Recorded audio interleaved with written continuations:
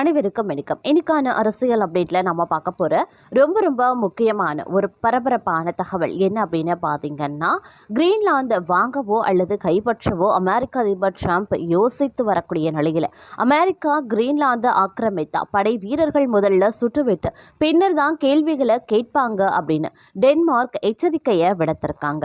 இது தொடர்பான பல்வேறு முக்கிய தகவல்கள் தற்போது வெளியாகி உலக மக்கள் மத்தியில் பெரும் பரபரப்பை ஏற்படுத்தி வந்துட்டு அப்படின்னே கூட சொல்லலாம். இது குறித்த முழுமையான தகவலோடு இன்னும் பரபரப்பான அரசியல் அப்டேட்ஸை தொடர்ந்து நீங்க தெரிந்த பலன் பெற வீடியோவை ஸ்கிப் பண்ணாம கடைசி வரைக்கும் பாருங்க. வீடியோக்குள்ள போகிறதுக்கு முன்னாடி இதுவரைக்கும் நீங்க நம்ம சேனலை சப்ஸ்கிரைப் பண்ணல அப்படின்னா உடனே சப்ஸ்கிரைப் பண்ணிக்கோங்க.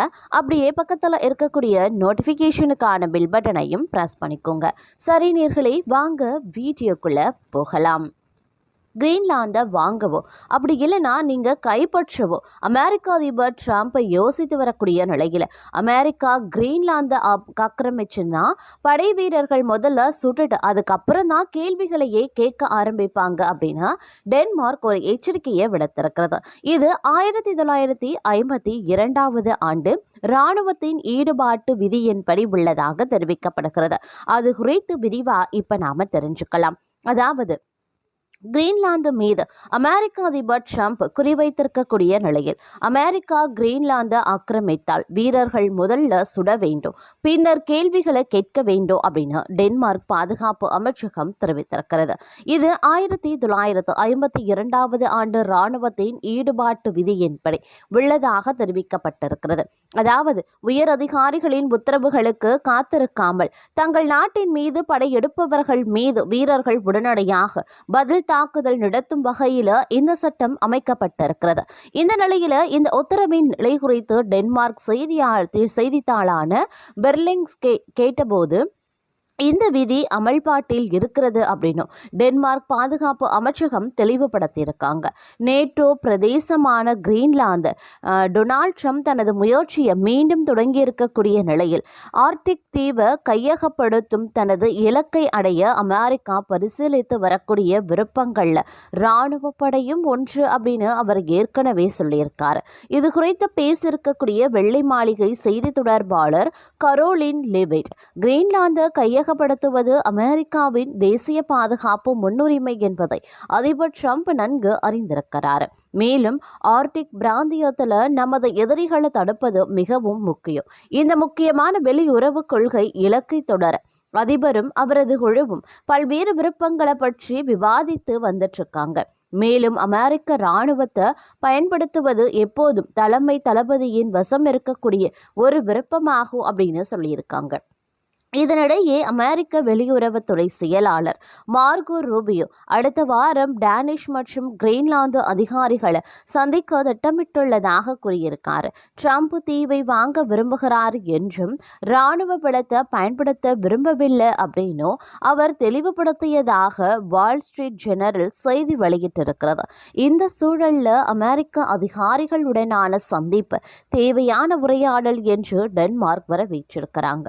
கிரீன்லாந்து பாதுகாக்கிறதுல டென்மார்க் வெளிப்படையாக சரியான வேலையை செய்யல என்றும் ஆர்டிக்கிள் அமெரிக்க நலன்களை பாதுகாக்க ட்ரம்ப் எந்த அளவிற்கும் செல்ல தயாராக இருக்கிறாரு அப்படின்னு அமெரிக்க துணை அதிபர் ஜேடி வான்ஸ் தெரிவித்திருக்காரு.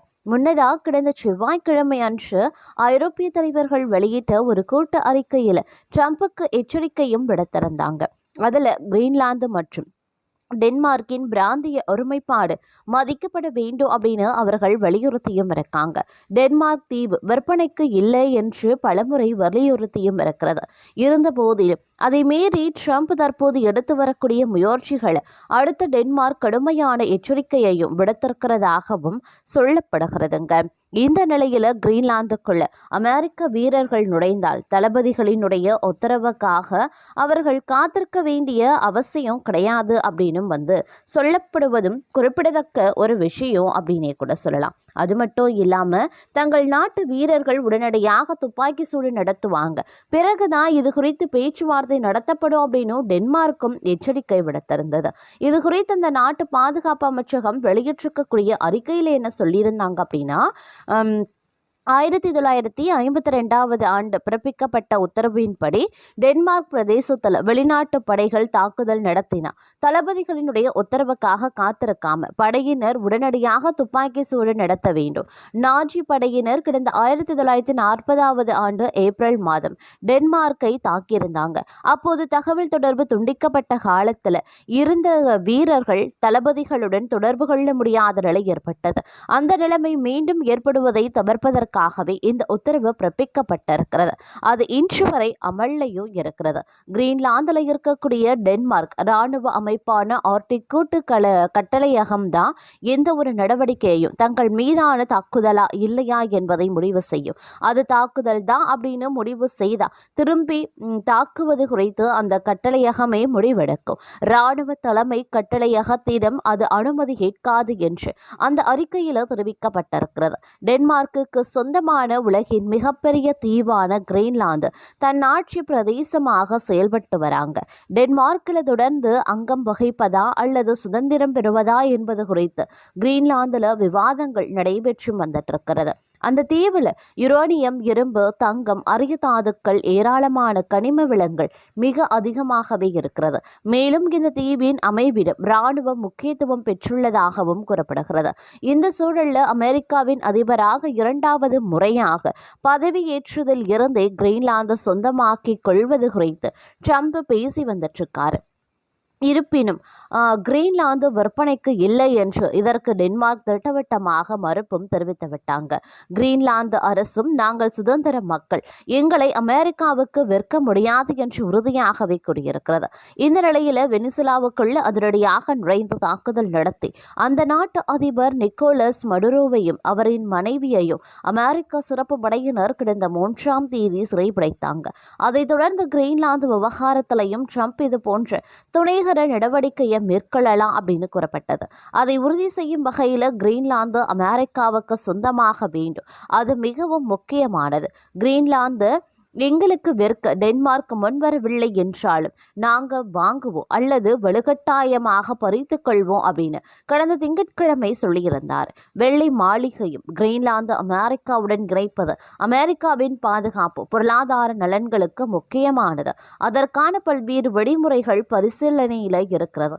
கிரீன்லாந்து மீது படையெடுத்து அந்த தீவை கைப்பற்றுவதும் அதில் ஒன்று என்று செவ்வாய்க்கிழமை கூறியிருந்தாங்க.